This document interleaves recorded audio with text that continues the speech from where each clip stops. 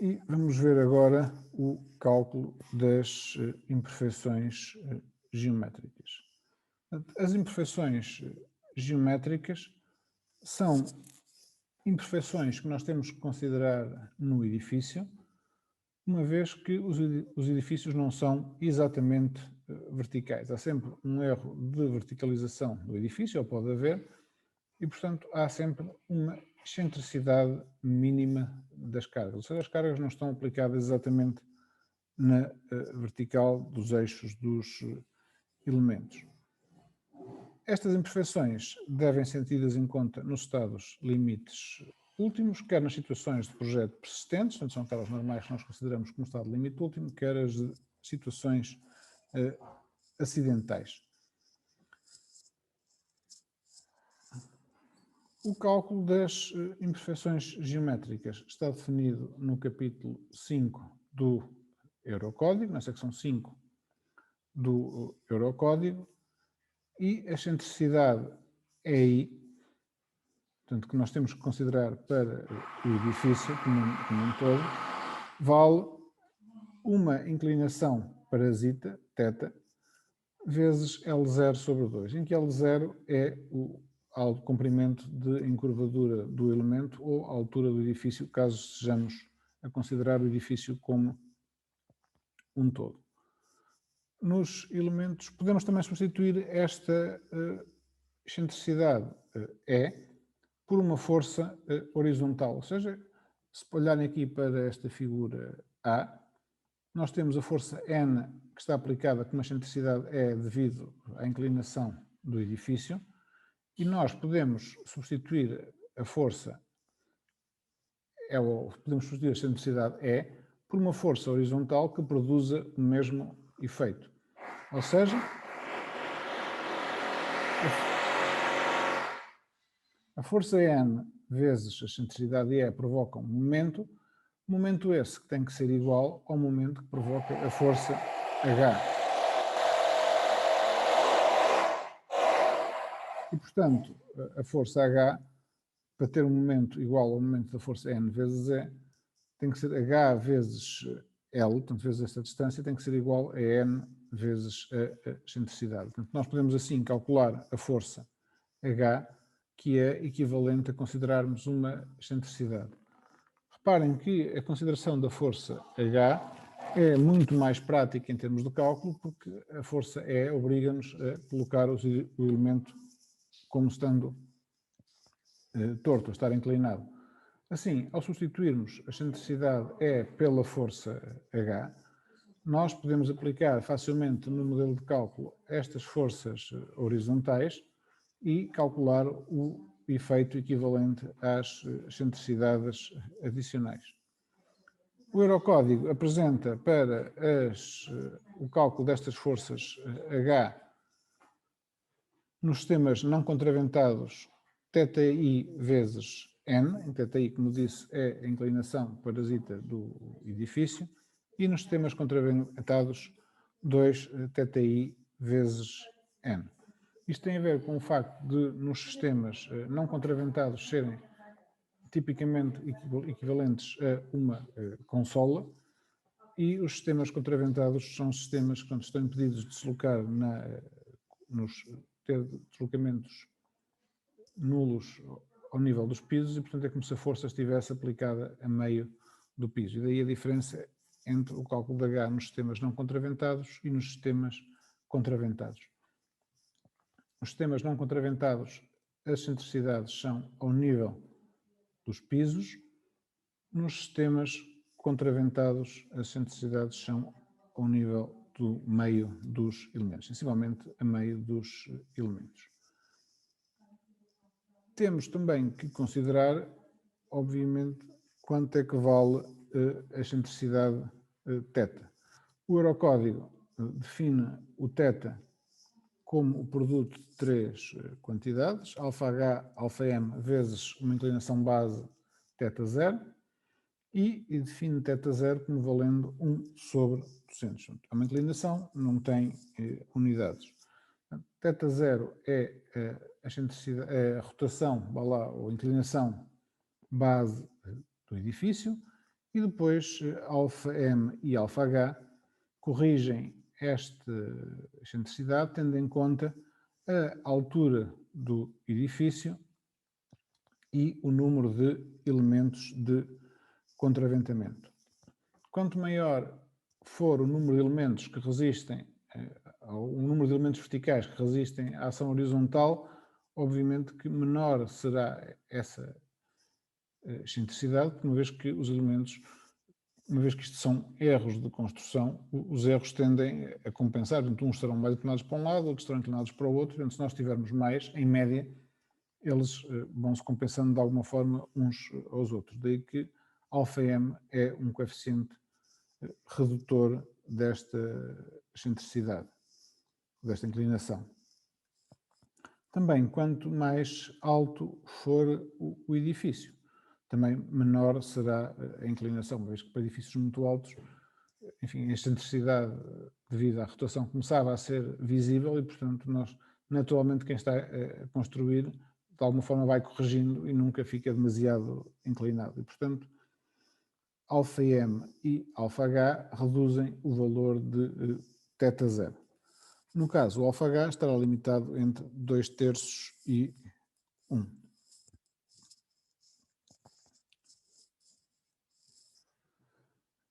E vamos agora ver os efeitos de segunda ordem. Os efeitos de segunda ordem, também conhecidos como encurvadura, é uma ruptura que ocorre devido à instabilidade do elemento ou de uma estrutura em compressão axial que supostamente estaria perfeitamente centrada em termos axiais e sem carregamento transversal. Mesmo que isto acontecesse, devido a imperfeições que os elementos têm sempre, este tipo de ruptura ocorre sempre nos elementos verticais ou horizontais, desde que estejam comprimidos. A nível do Eurocódigo, como é que é feita esta verificação? Esta verificação é feita a vários níveis. Em primeiro lugar, é feita uma verificação global, ou seja, saber se o edifício como um todo necessita ou não de considerar os efeitos de segunda ordem. E esta verificação para o edifício, em termos globais, tem que ser feita nas duas direções, na direção X e na direção Y, ou seja, os efeitos de segunda ordem podem ser não contabilizados numa direção, por exemplo, na direção X, mas necessitar de ser contabilizados na direção Y, ou vice-versa, ou não ser contabilizados em nenhuma direção, ou ser contabilizados nas duas direções. Portanto, isto é uma primeira verificação que temos que fazer, é, para uma determinada estrutura, os efeitos de segunda ordem têm ou não têm que ser contabilizados. Tendo que ser contabilizados, então vamos fazer agora a verificação dos elementos um a um. E para cada elemento pode ser necessário verificar os efeitos de segunda ordem ou não. Portanto, também temos que, para cada um dos elementos, depois ver se é necessário considerar ou não os efeitos de segunda ordem. Sendo necessário considerar os efeitos de segunda ordem, então vamos determinar quanto é que é a excentricidade de segunda ordem e acrescentar essa excentricidade ao cálculo do elemento. Portanto, este é o procedimento para o cálculo dos efeitos de segunda ordem, de acordo com o Eurocódigo. A verificação global. Portanto, esta parte está também no capítulo 5 do Eurocódigo, em particular na secção 5.8, que tem os efeitos de segunda ordem, portanto, os efeitos de encurvadura. A verificação de segunda ordem é feita comparando o valor total das ações verticais no edifício com um determinado valor limite. Esse valor limite é dado por esta expressão que está aqui representada, 0,31 ns sobre ns mais 1,6, vezes o somatório dos módulos de elasticidade dos elementos vezes a respectiva inércia a dividir por L quadrado, em que L é a altura total do edifício E o módulo de elasticidade de cálculo é o módulo de elasticidade médio a dividir por 1,2. IC é a rigidez dos elementos de contraventamento, considerando secção não fendilhada, ou seja, é a inércia da área de betão do elemento. Atenção que os únicos elementos a considerar aqui são os elementos de contraventamento. INS, portanto, é o número de andares que o piso tem.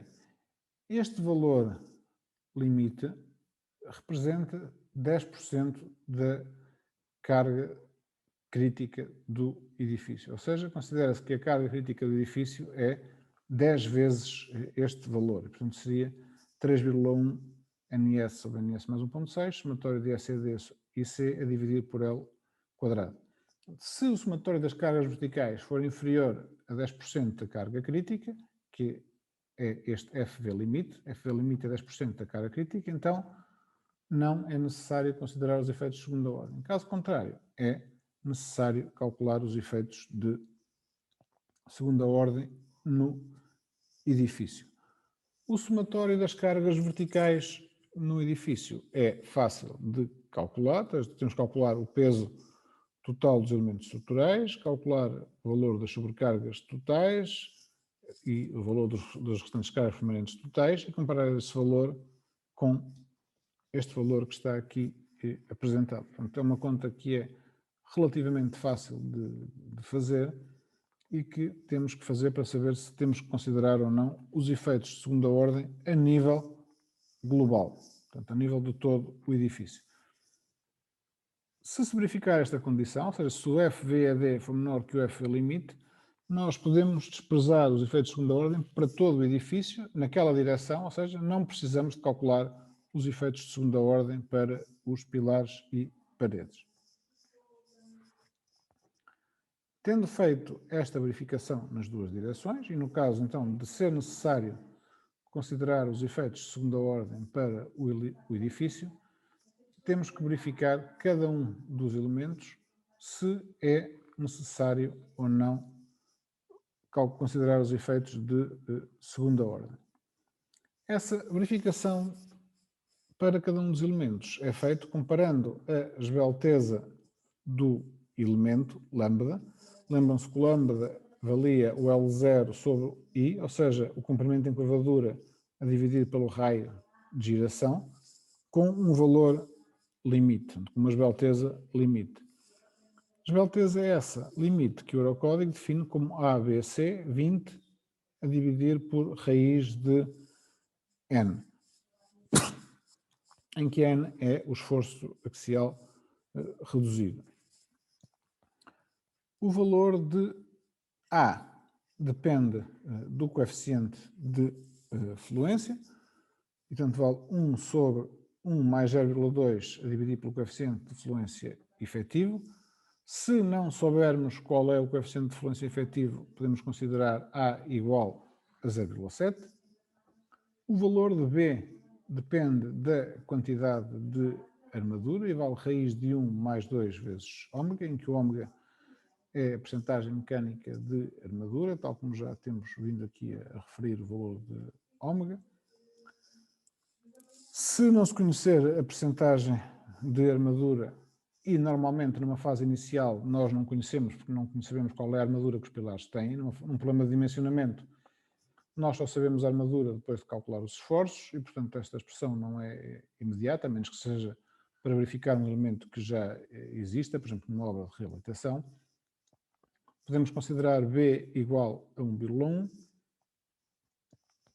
e depois o parâmetro C depende da distribuição dos momentos e vale 1,7 menos M01 sobre M02, em que o M02 em módulo é sempre maior que o M01. E o M01 e o M02 devem ser considerados de acordo com a convenção da resistência de materiais.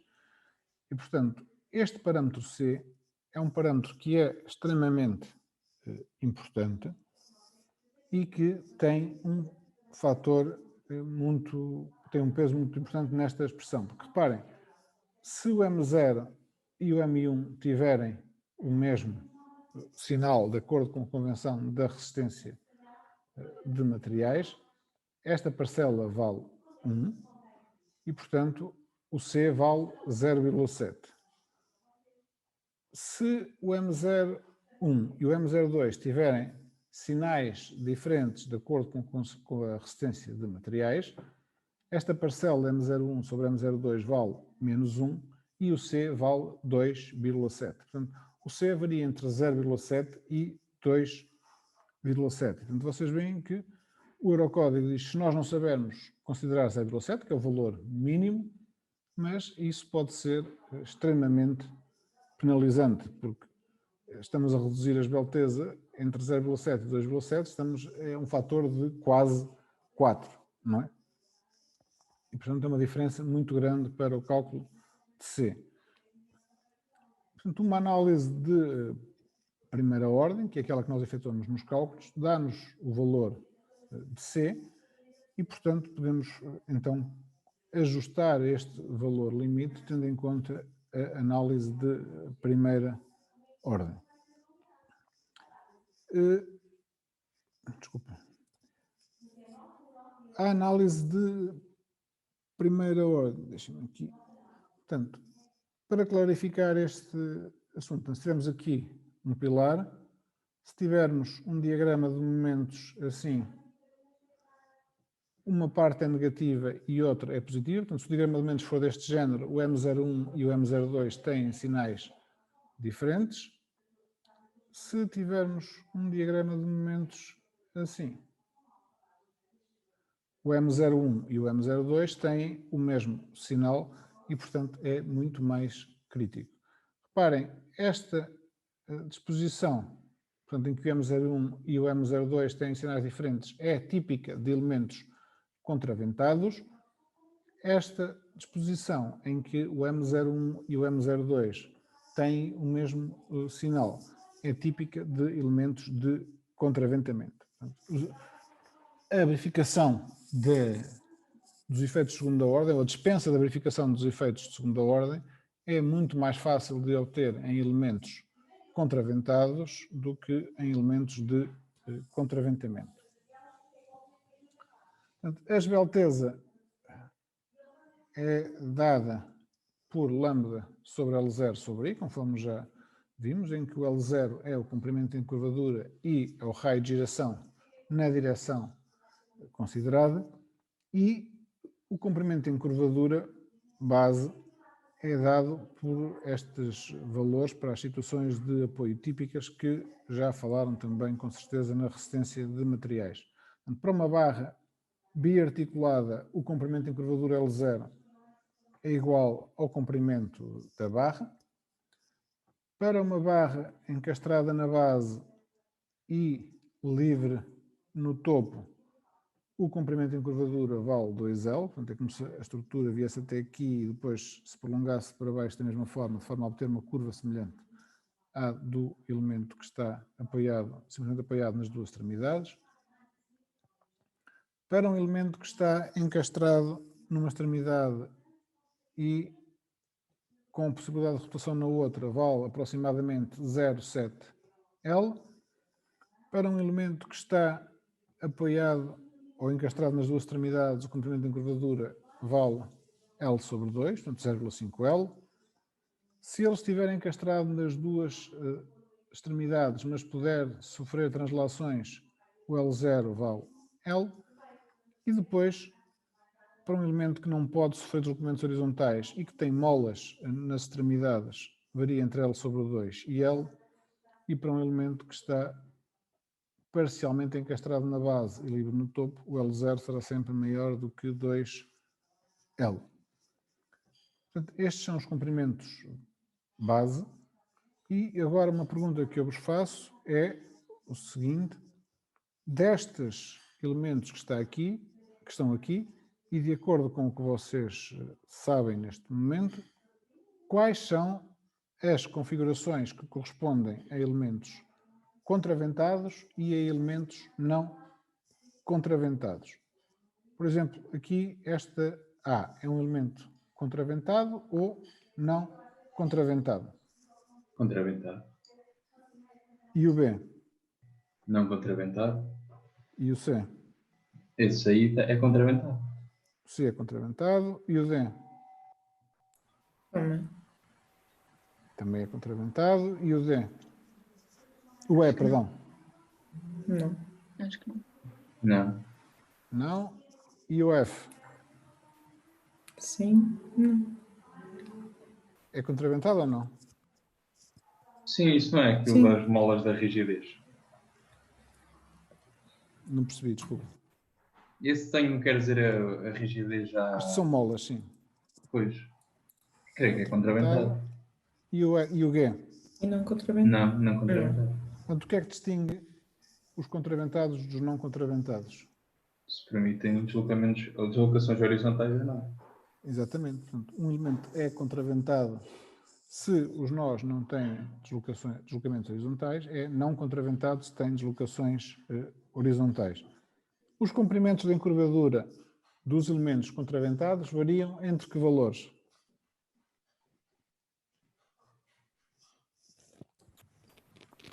L sobre... Não, minto. Esquece. Entre 1 e 2. Entre L e 2L. 1 e 2, exato. É? L e L sobre 2 e L. Entre L sobre 2 e L. Portanto, é esta situação que vocês estão aqui, é o correspondente à figura F. Ou seja, se ele estiver tudo livre, o comprimento de encurvadura é L, se estiver encastrado, vale L sobre 2. Portanto, nos elementos contraventados, o comprimento de encurvadura é sempre inferior ao comprimento real do elemento. O que quer dizer que, do lado da segurança, nós podemos sempre considerar o comprimento real do elemento para os elementos contraventados. E se o elemento for de contraventamento ou não contraventado, quanto é que pode valer o comprimento de encurvadura?